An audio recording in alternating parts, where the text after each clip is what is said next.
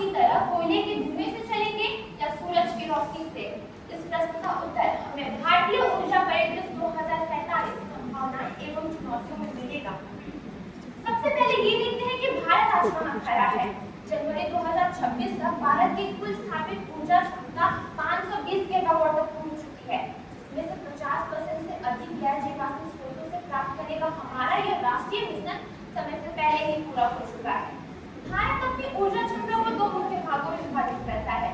पहला भाग है गैर जीवाश्म ईंधन, जो हमारी कुल क्षमता के 52.3% हो चुका है। इसका मतलब है कि भारत अपनी आधी से ज्यादा बिजली पर्यावरण को नुकसान पहुंचाए बिना बना रहा है।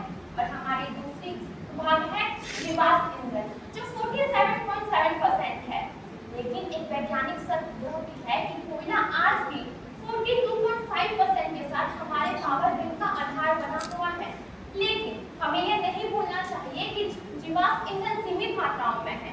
इसीलिए 2047 के संकल्प को पूरा करने के लिए हमारे वैज्ञानिक नए ईंधनों की तरफ आगे बढ़ रहे हैं। इसमें से सबसे पहली और सबसे शक्तिशाली ईंधन है सौर ऊर्जा। आज भारत सौर ऊर्जा के क्षेत्र में विश्व का नेतृत्व कर रहा है।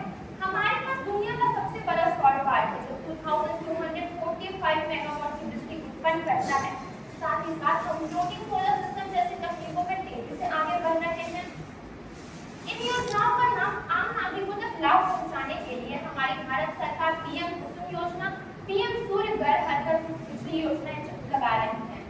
इसका सबसे बेहतरीन उदाहरण है गुजरात का मोटेरा गांव, जो भारत का पहला ऐसा गांव बन चुका है जो 24 घंटे सूरज की रोशनी से चलता है।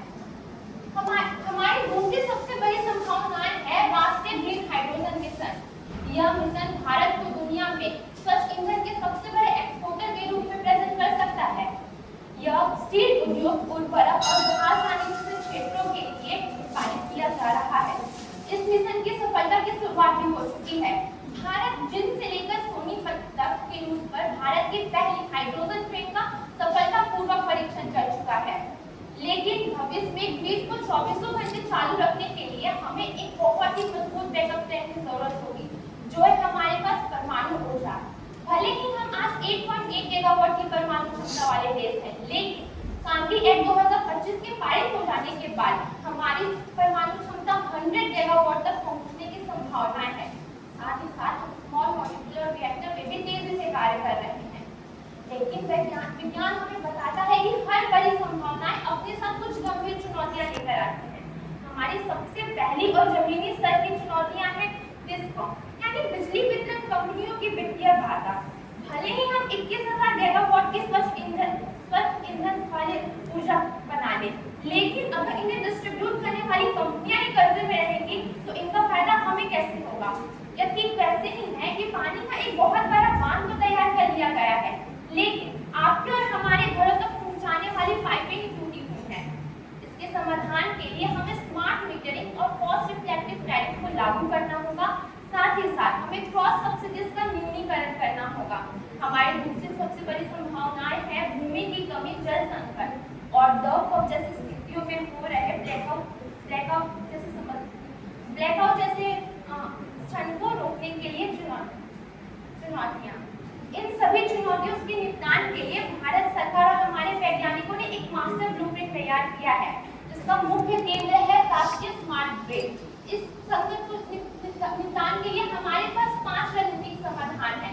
पहला है ऊर्जा भंडारण BESS and PHS।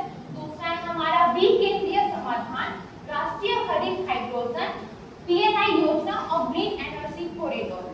अंत में मैं इतना ही कहना चाहूंगी कि इन सभी समाधानों के साथ भारत 2047 के इस राष्ट्रीय मिशन पे तेजी से आगे बढ़ रहा है।